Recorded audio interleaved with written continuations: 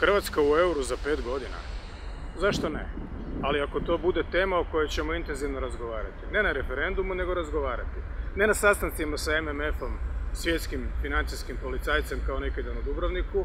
Ne tako da nam se odluke serviraju u formi zapisnika sa kolegija Ministarstva vanjskih poslova, nego tako da kao zajednica ljudi koji misle i koji donose odluke o svojoj sudbini za sljedećih 10, 20, 30 godina, o tome neprestano razgovaramo.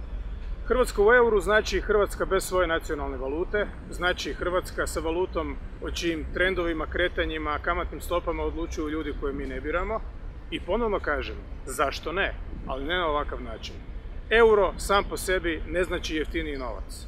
To vidimo danas na nizu primjera u Europi u kojima države koje nisu u euru imaju niske ili čak najniže kamatne stope. Kamatna stopa, a to vas vjerojatno najviše zanima, vas koji kupujete, želite steći nekretninu, ne ovisi o tome jeste li u euru, nego koliko ste uređena država. Vlada li kod vas endemski lopovluk ili red, vladavina prava i zakona?